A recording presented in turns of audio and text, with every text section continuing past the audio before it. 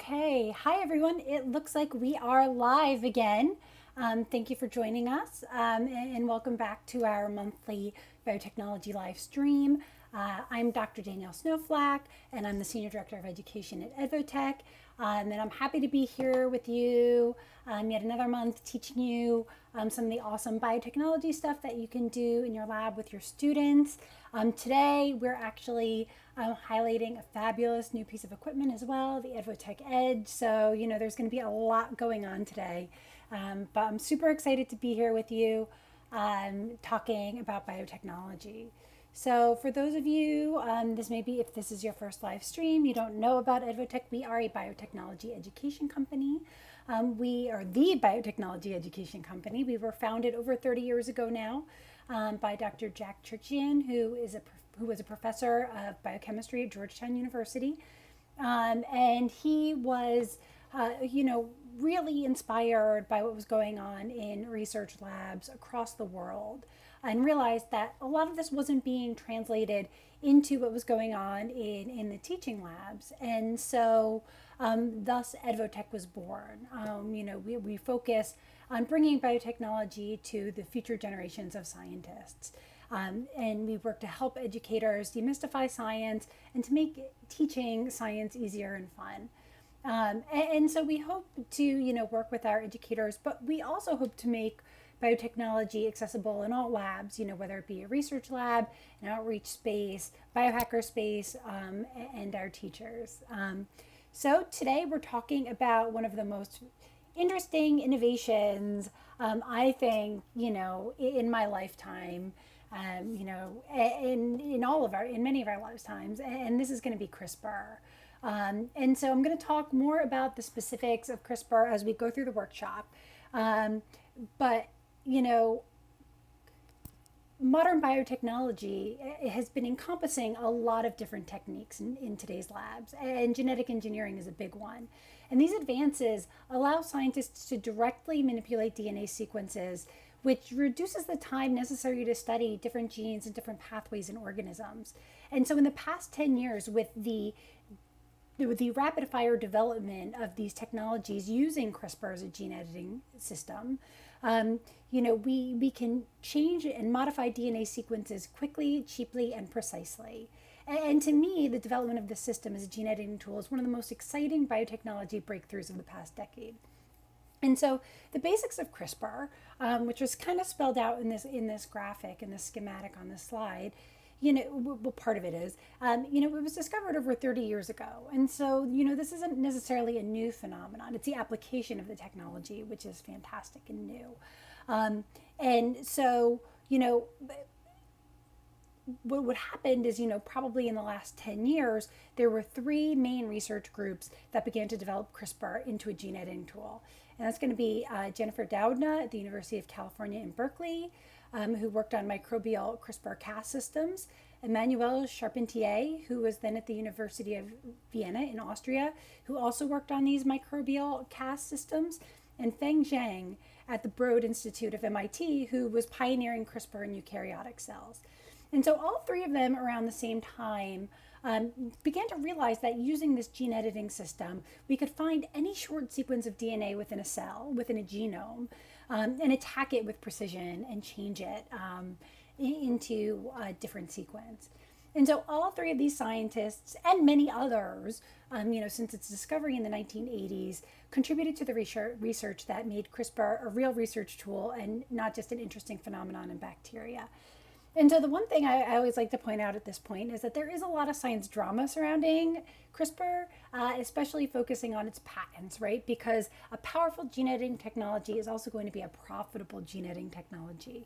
And so this is not just the application of the technology, but the development and refinement of these different parts in both eukaryotic and prokaryotic systems to be used as tools. And more. And so I'm not going to really cover that patent debate in this workshop, though it's super fascinating. But that would actually be a really great project for your students to actually go and research and explore, CRISPR and the development of CRISPR as a biotechnology tool. as an independent study, or provide your students with those articles for reading and discussion, for current events in science. But one current event in science, which you may be familiar with, is last year, Charpentier and Doudna won the 2000 Nobel Prize in Chemistry for the development of a method of genome editing.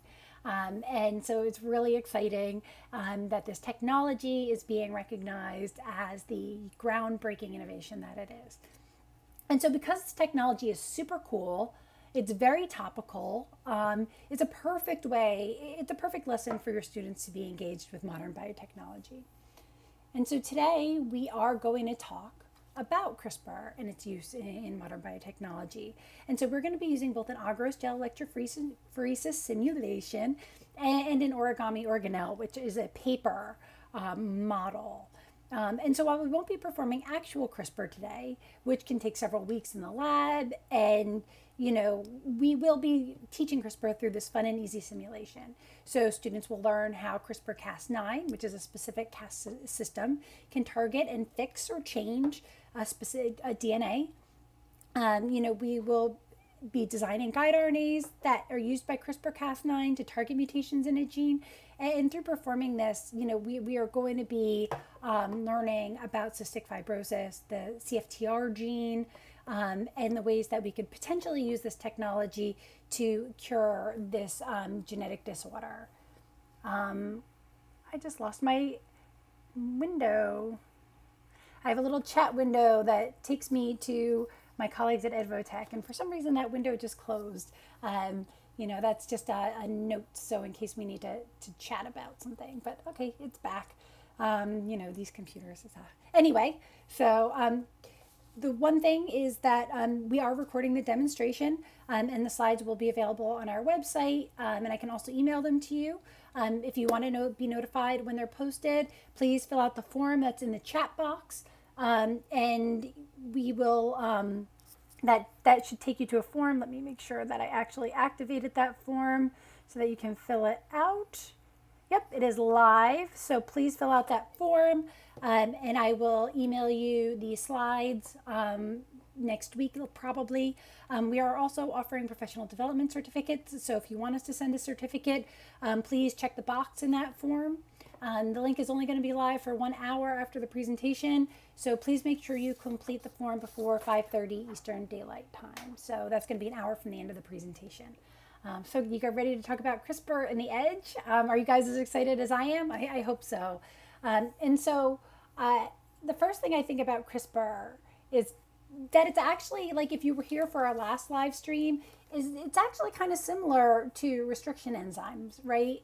So CRISPR is amazing in that it's one of these things that evolved in bacteria, just like restriction enzymes, that evolved as a defense against viral attacks, right? So bacteria are constantly being attacked by these bacteriophages. So these are viruses that specifically target bacteria and use them as their host. And so here is a picture.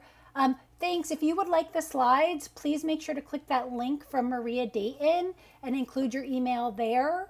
And I will email you the slides. I will not be referring back to this chat window to send to people. But if you fill out that form, it'll be in a spreadsheet, and then I will send the slides to you. So thank you for your interest in the slides. So basically, what we're looking at here is just an awesome picture, and you can see all these bacteriophage that are on the surface of bacteria. You can see some of them are injecting the DNA into the cell. And so as the viral DNA enters a cell, the CRISPR system actually is going to recognize the foreign DNA, chop it into pieces, and that's going to prevent the virus from being able to reproduce in the bacterial cell. If the virus did reproduce in the cell, it would generally result in lysis. The bacterial cell would explode, it would die, and the viruses would then go on to infect other bacterial cells. But this is kind of where the similarities end. The actual mechanism of recognition and digestion of the DNA within the cell is a little bit different. And so here's where I'm actually going to finally define CRISPR, the word CRISPR, and it means clustered, regularly interspaced, short palindromic repeats. And that's going to actually refer to the structure of a region of the bacterial genome. And so this is the first part of the CRISPR system that was recognized. And so in the 1980s, the Ishino research group in Japan identified that the bacterial genome had these short stretches of repetitive DNA segments that were separated by unique spacer sequences. And so this is the beginning of DNA sequence, where sequencing was very cumbersome. It was very difficult to even sequence short regions of DNA. But what they were able to see is that we had these blocks that were repeating at specific parts in the genome. And we show them here in the schematic on the picture. That way. Oh, it's all reversed. Anyway, the picture that way, these gray blocks are 29 nucleotides long, and they were repeating regularly, but the sequence in between those gray repeats, that was different. So we'd basically have a repeat region that was the same and a unique spacer DNA, and it repeated within certain areas within the genome. Researchers had no idea what these sequences were for, but what they did realize is there was a structure, and then near that structure, there was always a second group of genes, and it was coding for a series of enzymes that they called Cas, or the CRISPR associated enzymes. So they found these trends, but because we didn't really have the sequencing technology, we didn't really know what was in those repeats. But as DNA sequencing became cheaper and more accessible, researchers started to sequence many bacteriophages. And what we came to realize was that these unique spacer sequences were actually pieces of viral DNA sequence that was incorporated into the bacterial genome. And so what they realized was that this was kind of working like a database of viral DNA. So when a virus invades a bacterium, the bacteria identifies the virus as foreign, and it collects a little bit of its DNA, which is then placed in a spacer in the CRISPR region of the bacterial DNA. The bacteria were essentially creating a database, or you could think of it like their immune system. They were having some immunity that their body was remembering and putting into their memory cells, and they were remembering. This is anthropomorphizing, but basically, they have this database of previous viral infections. But what did it do? And so this is where the Cas enzymes come into play. Oh, I went one slide too far. Okay, so once we have our database, the next time we have their database, and from these little unique regions, we take that DNA and we transcribe it into a strand of RNA.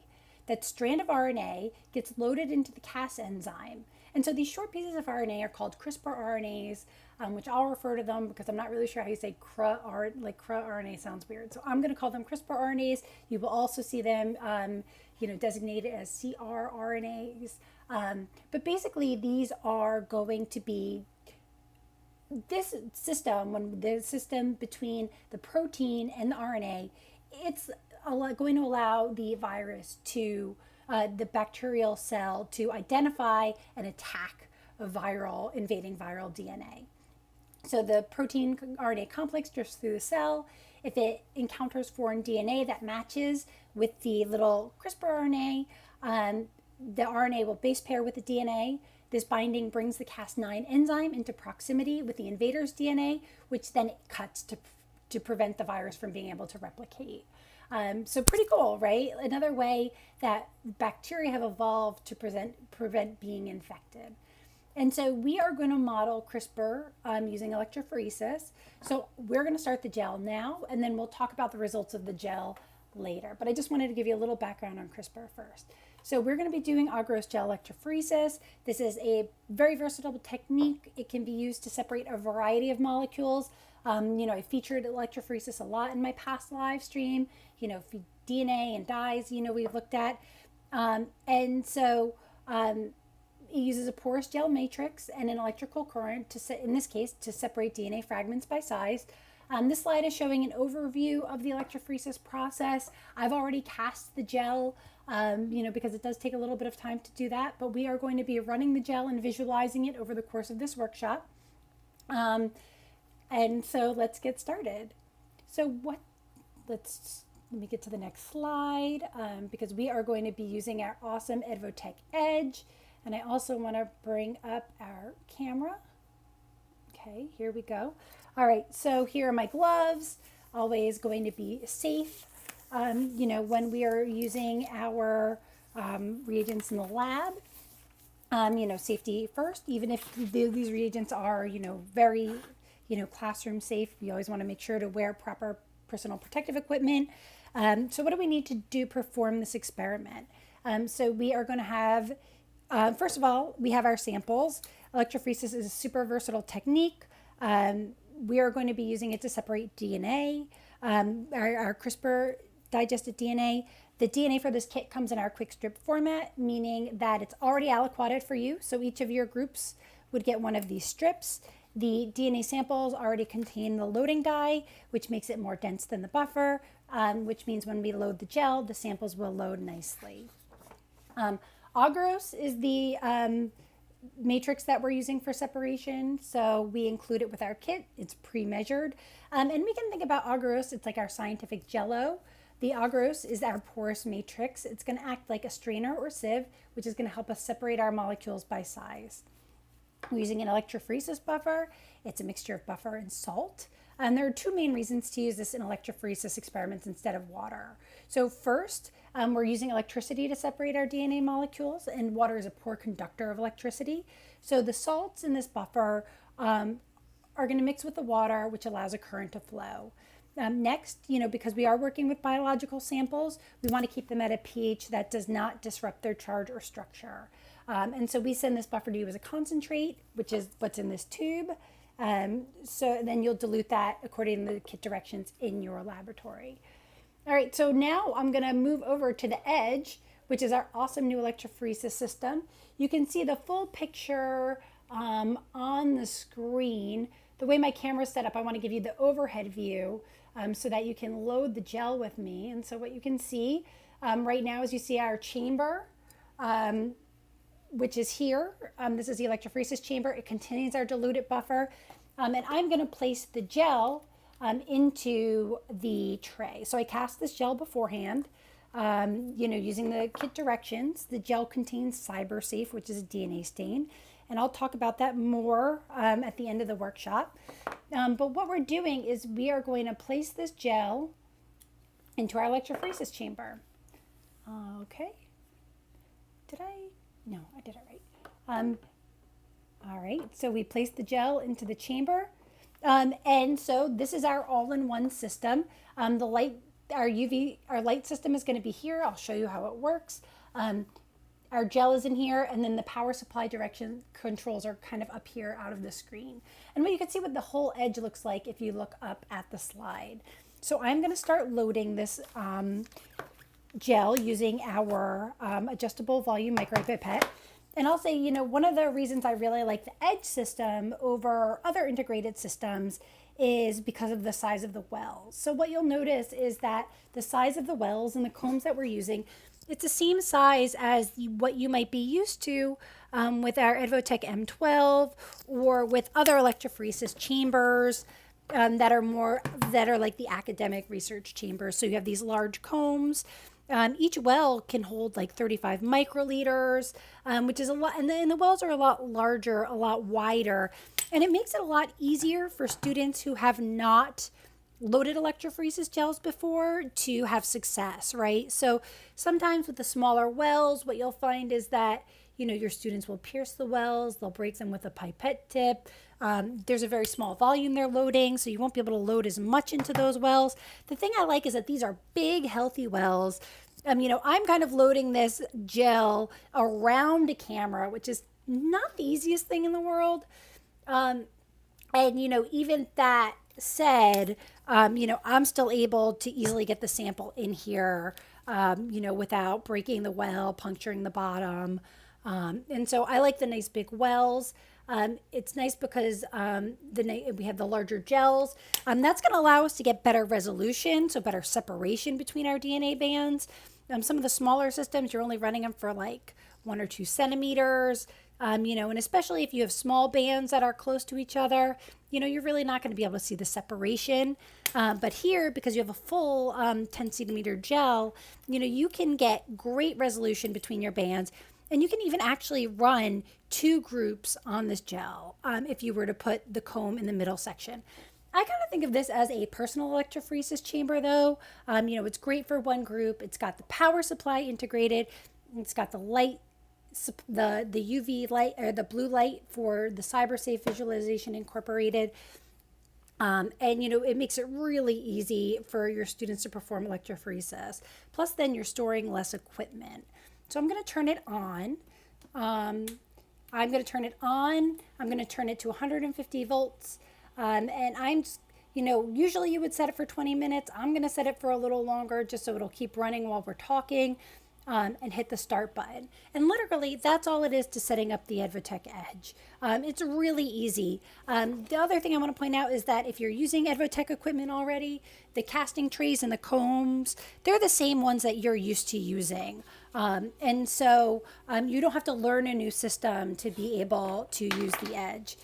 And the fantastic thing about the EDGE is that our blue light source, so that's the light we're going to use to visualize our Cybersafe, it's incorporated right into the base. So by pushing a toggle that I have on the side, we can turn the light on and off.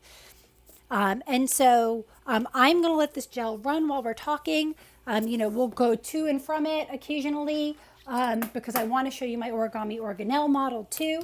But our system is going to be running while we're doing this, while we're talking. Right? And so here, can we actually start? If you look carefully, let me move the camera a little bit. You can actually start to see, you can actually start to see the DNA accumulating around the bottom of the wells. So if I move that a little closer, so what you can see like right here, it wants to focus on my finger, but if you look at the bottom of the wells, what you can actually start to see is a bright glowing band. And that's actually our DNA already beginning to move through the gel through bioelectrophoresis. So that's awesome, right? Okay, so while our gel is running, let's get back to CRISPR. And so I'll leave this on the gel for a bit. Let me turn this light off for a second, just so that we can get some better visualization. That actually made it worse. Here we go. Refocus. Come on, camera.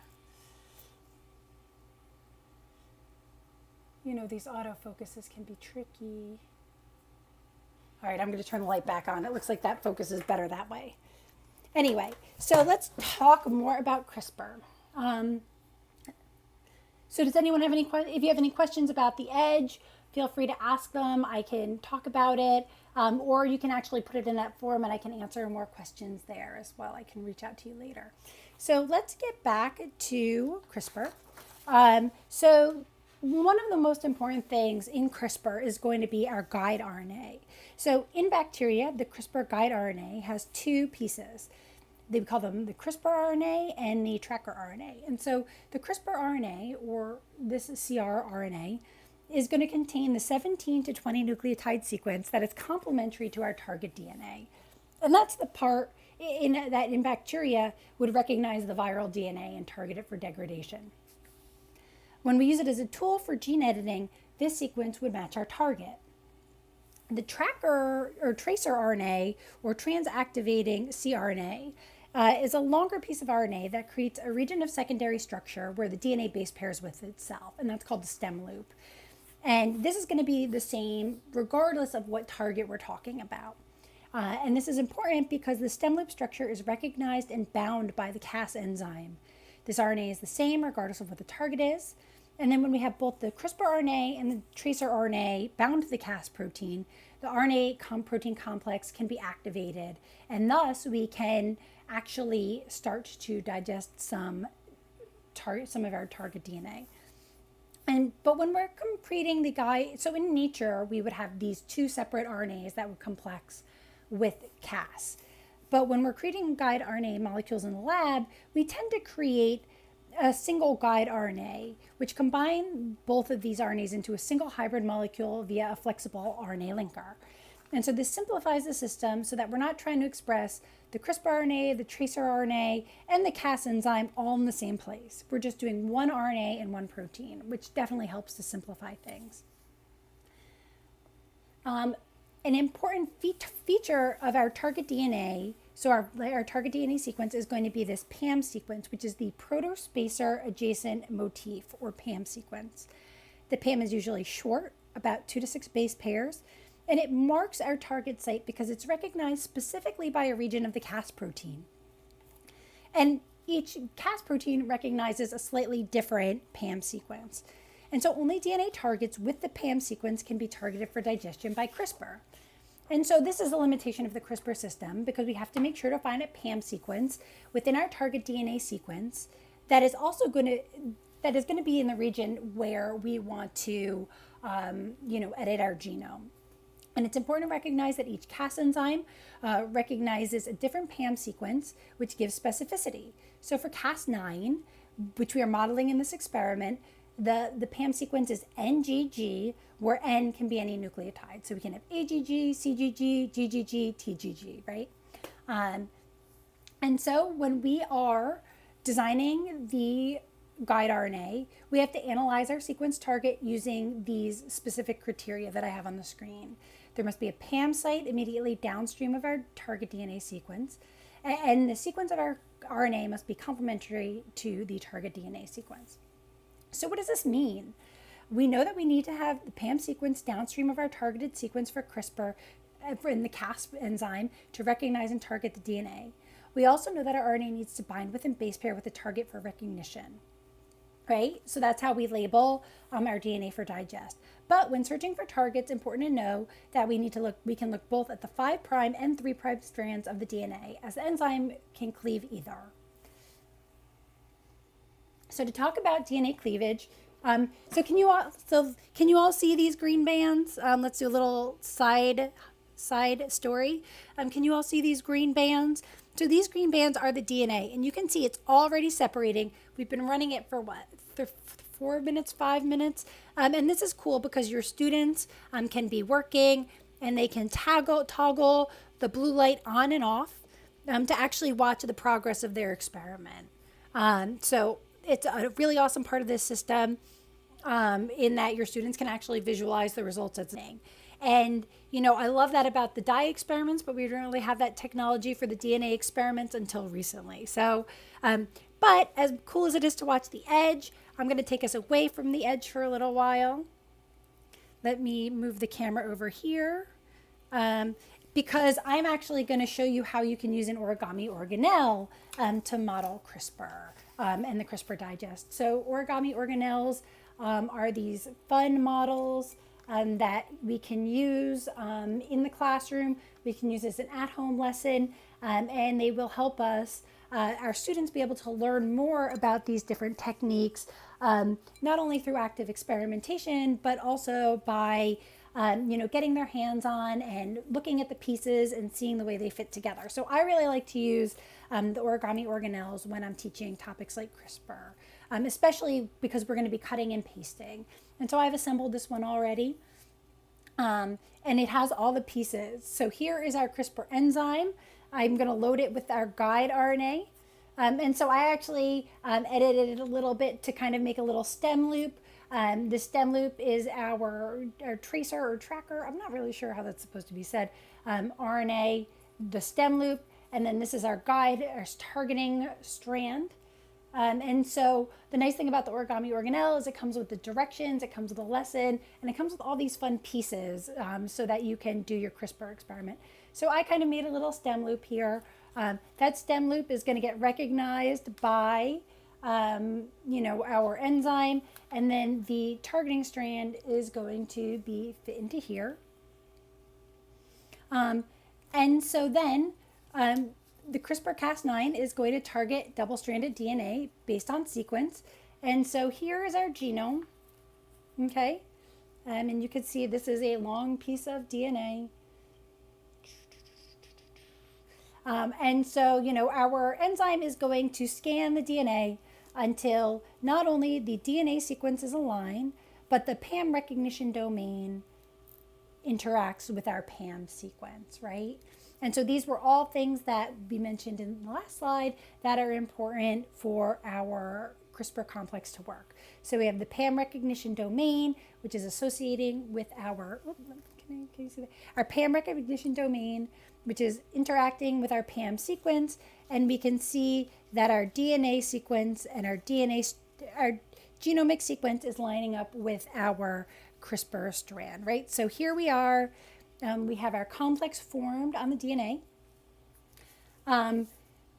Our target sequence matches up with the PAM sequence, and then Cas9 is going to cut through the strands of DNA, creating a double-stranded break in the target, right? And so what we would do is, we're going to cut the DNA, and I'm going to cut it right here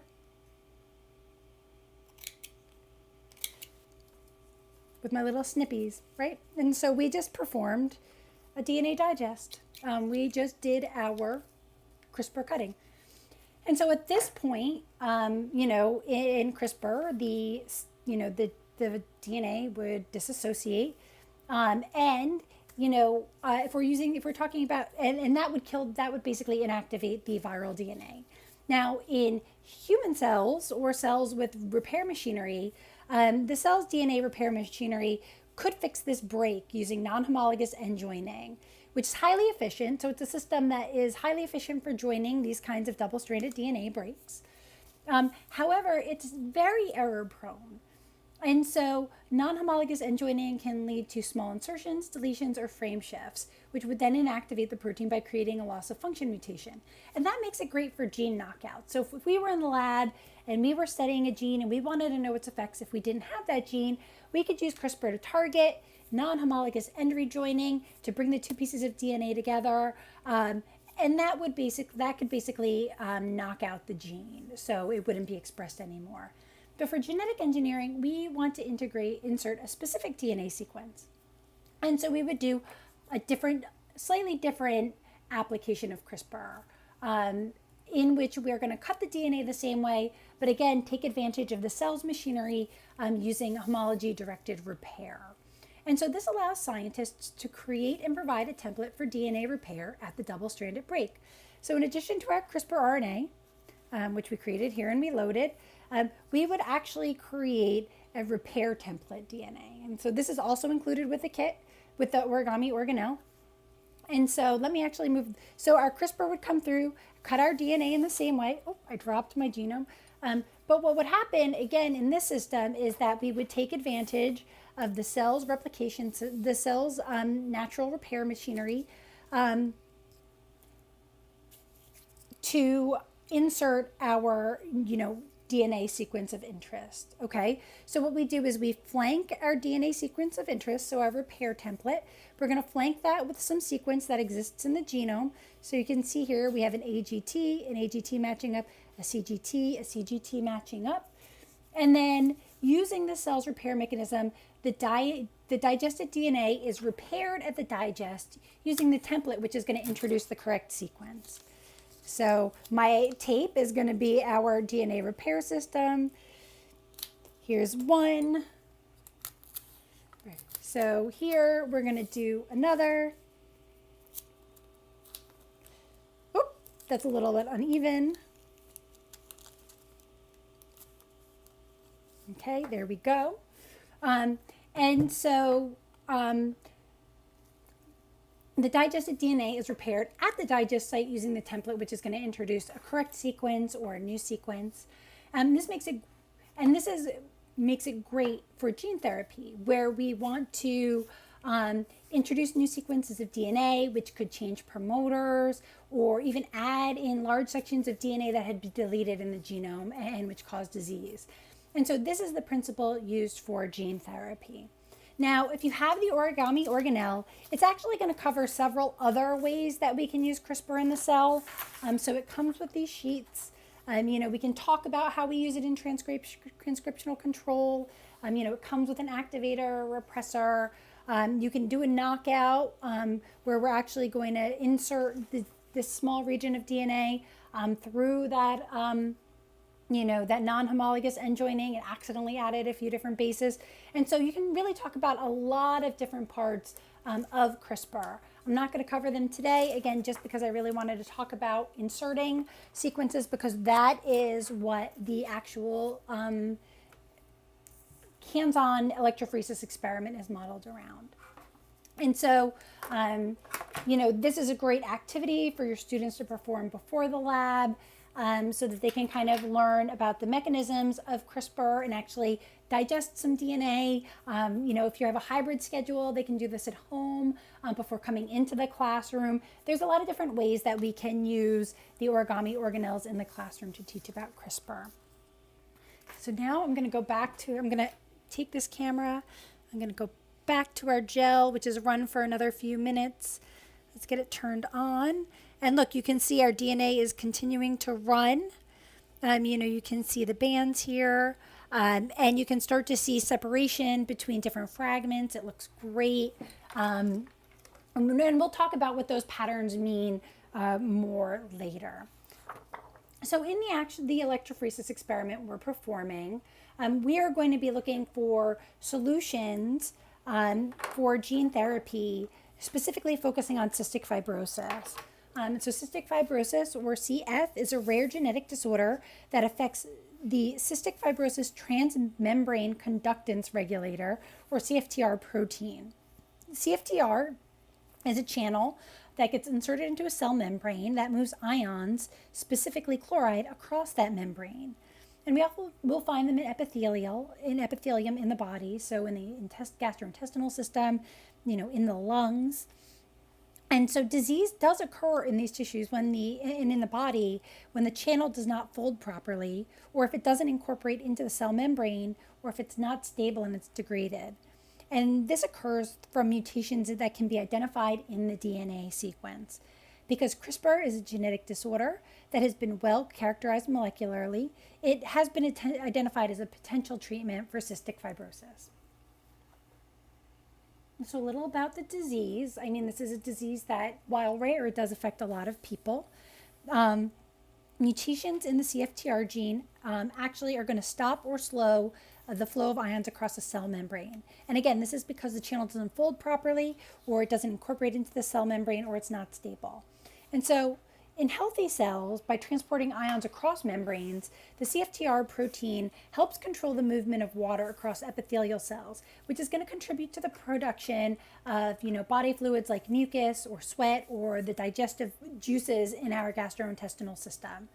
The absence or the lowered function of this ion channel then is going to affect the flow and concentration. Because we're changing the concentration of these ions, it's going to change the concentration of the water on either side of our epithelial tissues. And so this imbalance of ions is going to affect the lungs and other body systems. So patients have problems breathing, poor growth, fertility issues, and many other issues. With today's treatments and innovations, the life expectancy of people with cystic fibrosis is between 42 and 50 years, though there are new treatments being discovered and developed every day. So symptoms of cystic fibrosis include salty skin, poor growth because of poor nutrient absorption in the gastrointestinal system, and the accumulation of a thick, sticky mucus in the lungs, among others.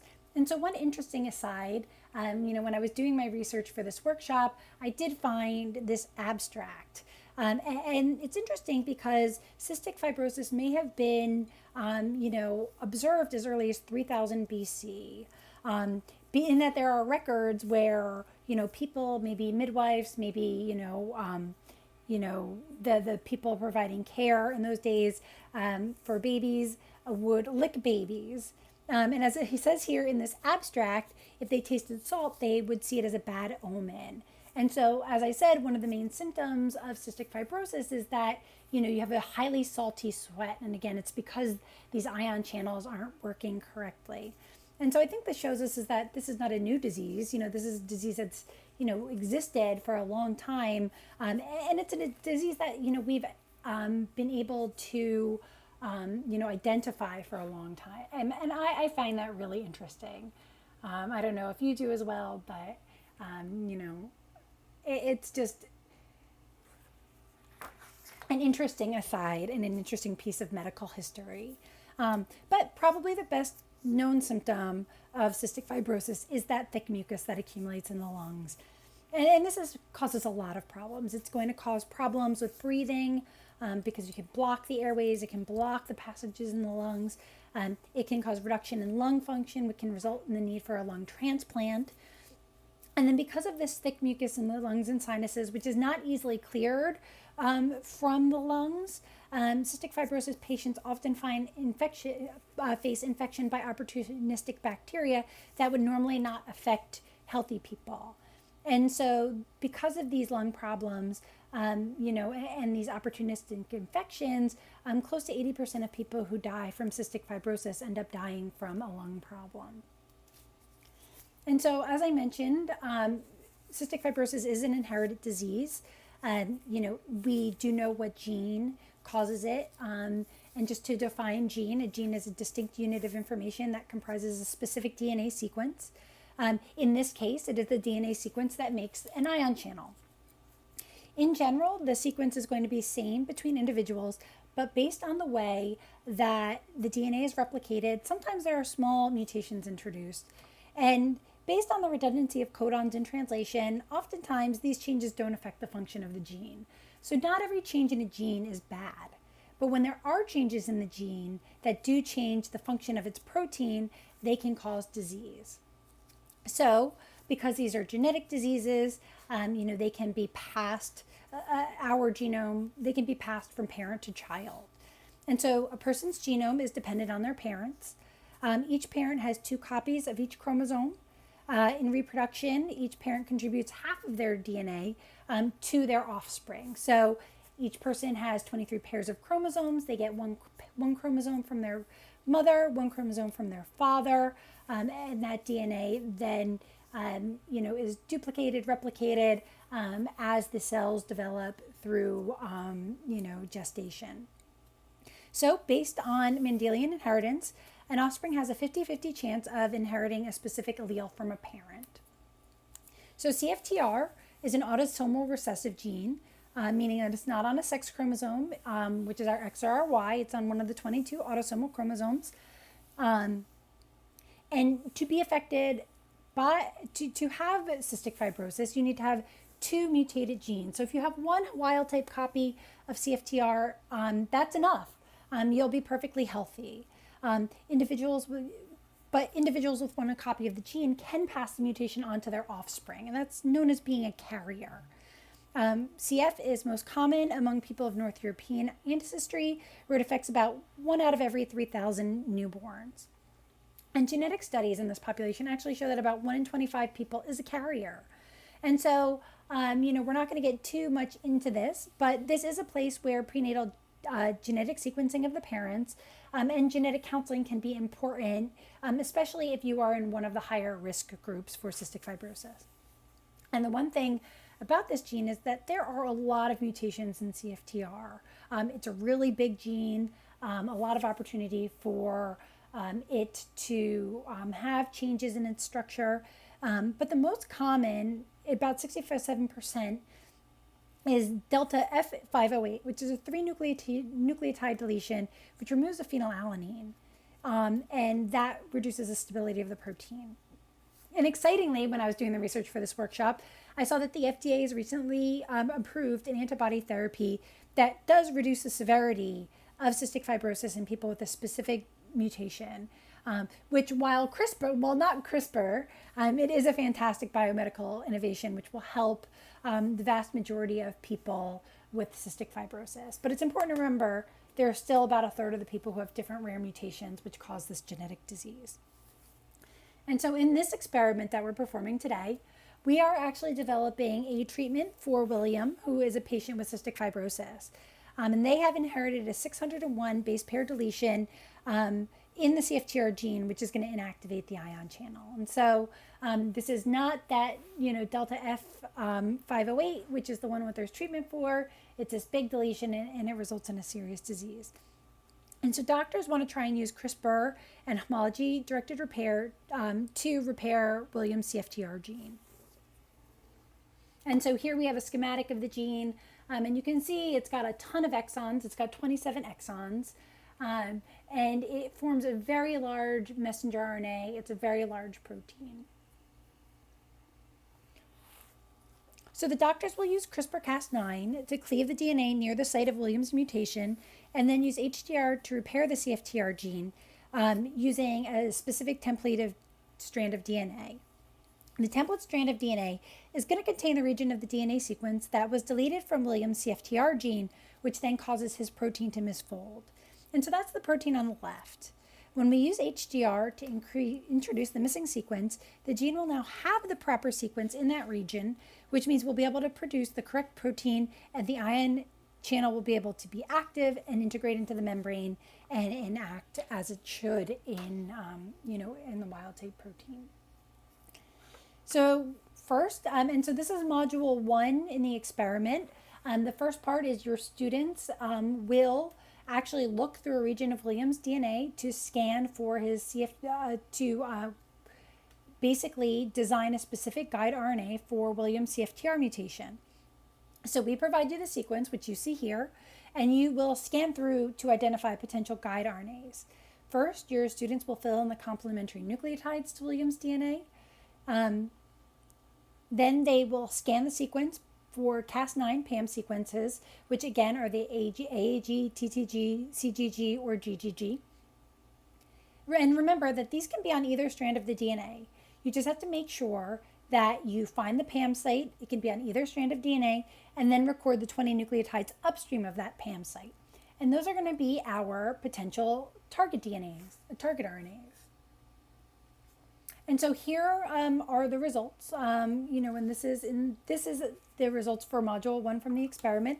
And what you can see is that there are 8 potential gRNAs within this sequence. And the gRNAs can be overlapping. You'll see that we do have 3 that actually overlap in the same site, and then many of them actually overlap around Williams' mutation. And so his mutation is denoted by that red line in the middle of the sequence. And so we're going to take 5 of these theoretical gRNAs and test them in vitro to see which can cleave Williams' CFTR gene. And so that takes us to module 2. But before we analyze the results of our gel, and you can see the DNA, right now I would say, if you had a short period, your students could analyze these results right now. You can see the bands clearly. You can see which are digested and which aren't. I've got 2 more slides. I'm going to talk about electrophoresis real quick, and then we'll actually analyze the results. But can you all see those bands pretty clearly? Let me know if you can't, and I'll try and turn some lights down. So while we're talking about cystic fibrosis, I just want to point out that, researchers have actually started to use CRISPR in human genome editing, which I think is just amazing. And it's shown to be effective so far too. And so most CRISPR-based gene, there were some done in the eye, but the one I want to talk about is the CRISPR-based gene therapy that has been developed to treat diseases that affect hemoglobin. So we all know hemoglobin is in our blood, it's in our red blood cells, and it's important for oxygen exchange in the blood. Diseases like beta thalassemia and sickle cell disease affect the structure and function of hemoglobin, but they can also affect the shape of the red blood cells too. And all of these are going to result in problems with oxygen exchange. But humans actually have several different hemoglobins, and I'm going to talk about 2. One which is expressed in fetuses and babies and young children, and the other is in adults. And so fetal hemoglobin starts in utero, and it actually turns off around age 2, and it starts to slow down production around age 2, which is when production of hemoglobin A is actually increasing. And so hemoglobin A is the one that is affected by sickle cell anemia and these other hemoglobin diseases. So it's only affecting the adult hemoglobin. And so, after doing some genome sequencing of people affected with these different blood disorders, scientists realized that the genetic conditions were milder in people who were still be able to produce some amount of fetal hemoglobin. So that gene, for one reason or another, never entirely turned off. And what the researchers noticed is that these patients had changes in the fetal hemoglobin promoter sequence, which actually kept the gene turned on. So even as adults, they were still producing fetal hemoglobin. And so this was a perfect target for gene therapy by CRISPR for a couple of reasons. One is that it was a small change that needed to be made. It was just changing the sequence to turn on a promoter. We're not introducing a lot of sequence. And second is that the changes could be made in the bone marrow with a bone marrow transplant. So bone marrow is removed from the patients, and the patient's bone marrow is destroyed through chemotherapy or radiation. But the bone marrow that was removed from the patients is treated with CRISPR to activate the fetal hemoglobin promoter so that that gene will be turned on. The bone marrow is then introduced back into the patient through bone marrow transplant, where the cells can then produce high levels of this fetal hemoglobin, meaning that while their DNA still does contain the genes for sickle cell anemia or other hemoglobinopathies where they will have a misfolded protein, they're going to have a high level of this fetal protein, this fetal hemoglobin, which actually can alleviate a lot of the symptoms. And so far, I believe they've treated 5 patients, and I could only find data on 3, but those 3 patients have not required blood transfusion since the treatment, but obviously we're still following up to see whether the disease, what happens in those patients over time. But it's really, really promising.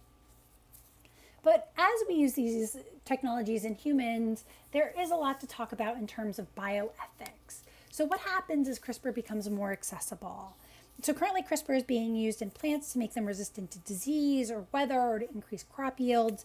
I've also seen that in the food industry, bacterial cultures in yogurt have been treated with CRISPR to make them more resistant to bacteriophages. But there have been problems.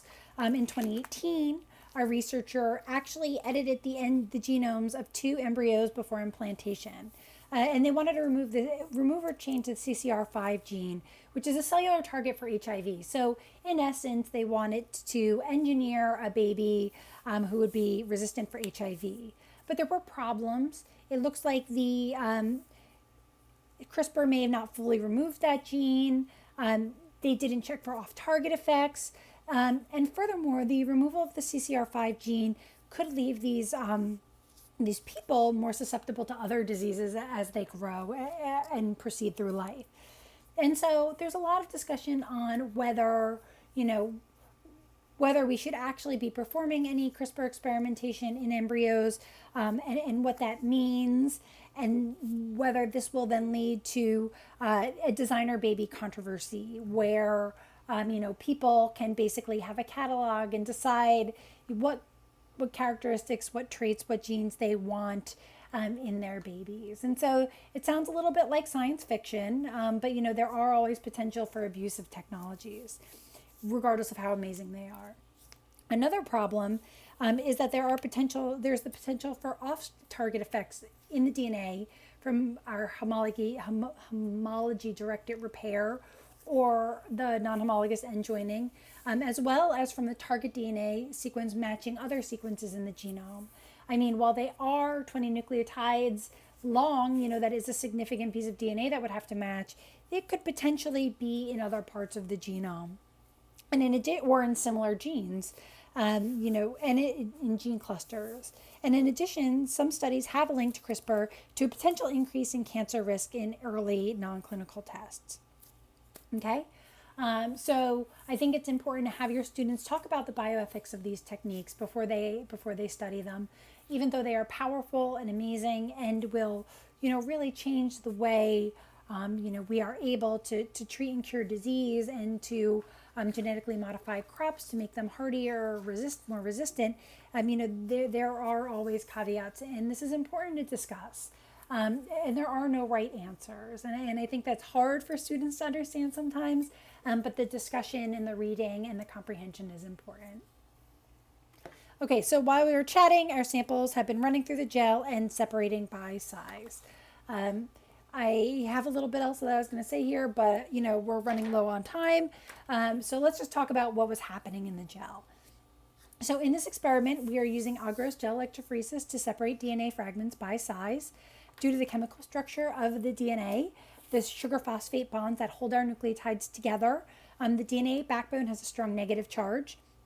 So in our gel, we actually are going to locate the wells of the gel near the negative electrode, Was I on the negative electrode? Could you see my finger? No, you couldn't even see my finger. I was off the screen. So the negative electrode is like right there. And so the DNA backbone has a strong negative charge. We locate the wells of the gel near the negative electrode of the gel. And so then we load the samples and we turn on the current.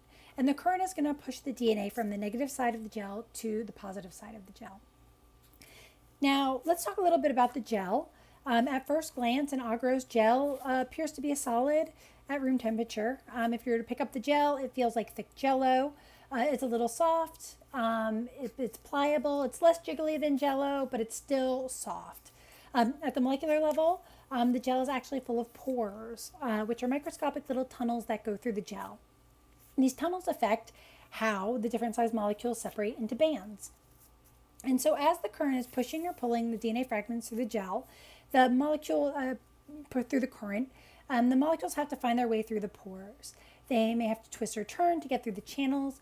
And since it's easier for small molecules to move through the gel than larger molecules, the DNA separates into bands by size, with larger molecules near the wells and smaller molecules further down the gel. And because the molecules move with different charges, with different sizes, move at different speeds, they become separated and form discrete bands within the gel. So if we're looking for an analogy for electrophoresis, and I use this one all the time, but I love it, we can think about the DNA molecules being like fish swimming downriver. We have some fish that are large and we have some that are small. They're moving downstream with the current in the river. And then we're going to have some rocks in the river, or maybe a fishing net that's going to span from bank to bank. And these obstacles are going to get in the way of the fish as they progress down the stream. The smaller fish will be able to navigate through any tight twists and turns or fit through the holes in the net more easily than the larger fish. This would mean that the smaller fish would travel down the stream more quickly than the larger fish. And so we can think about the fish as the DNA molecules, the current of the stream as the electrical current, and the obstacles as the agarose matrix.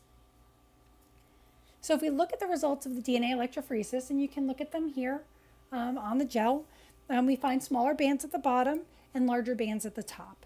We always run a molecular weight marker, so that's going to be in our first lane. And that contains DNA bands of known size so that we can determine the sizes of our unknown DNA fragments. But we do have one more problem. DNA is both clear and colorless, and so we need to be able to visualize these samples. There are many DNA stains available.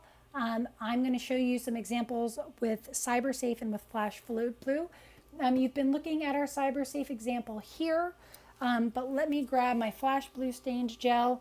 I'm not even going to bother bringing the True Blue up because we're running low on time, but I am going to take this gel out of its container. I have a blue stained gel. I'm just going to hold it here. Let's see if you can see those bands. And so this is actually going to be stained with Flash Blue, and you should be able to see those dark blue bands. They look pretty nice, actually, even without the True Blue.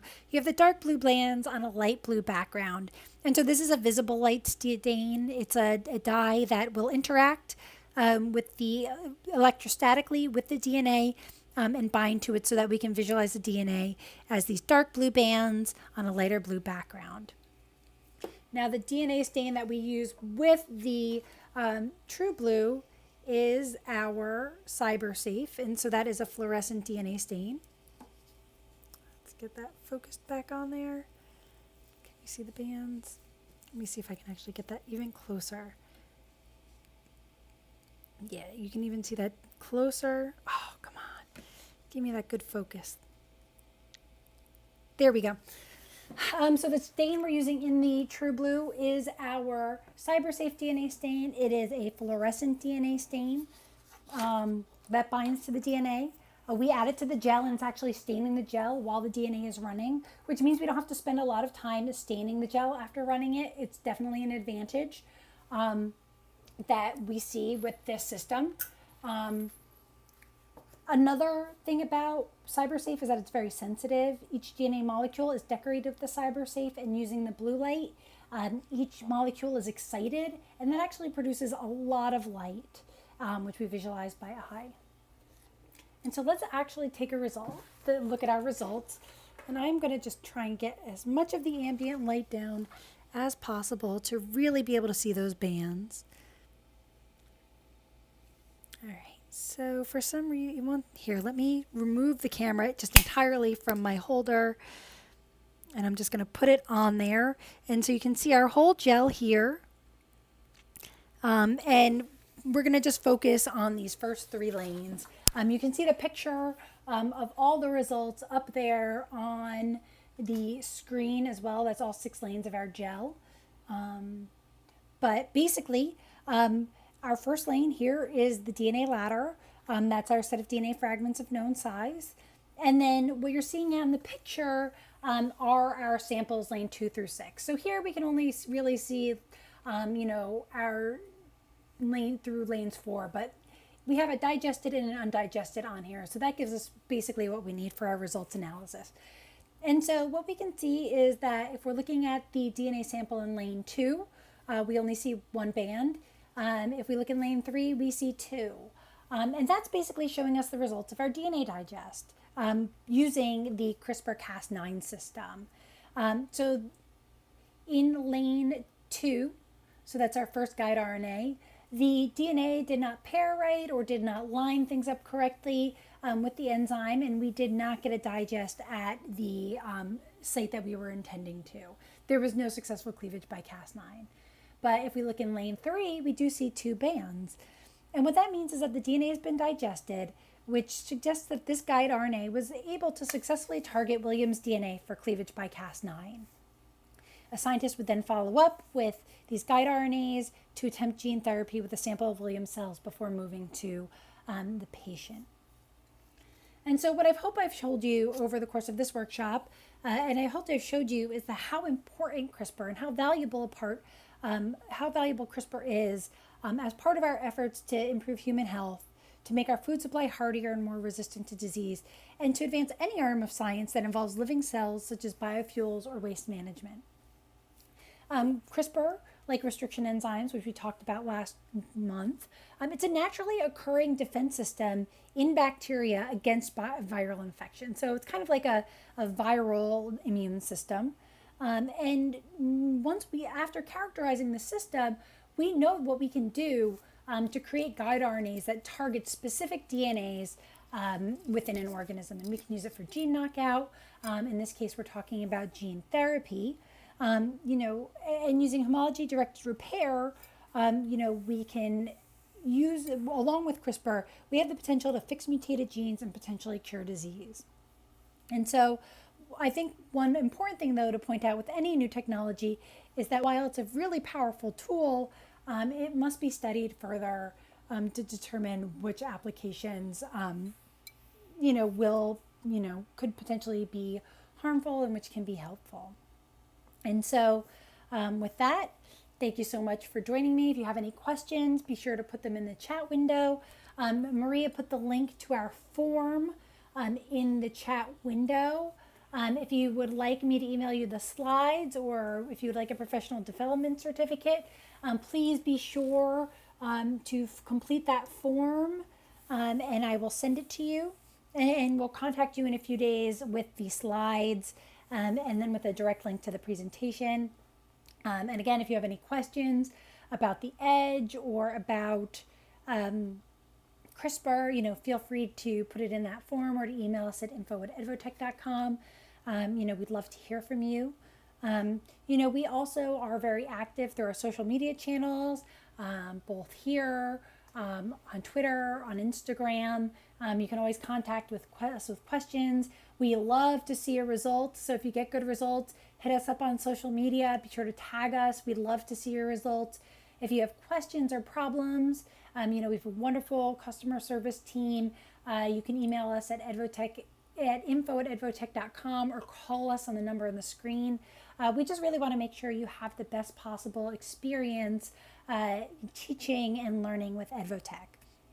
So we look forward to helping you get biotechnology into your classroom. If there are no other questions, I just want to say thank you for your time.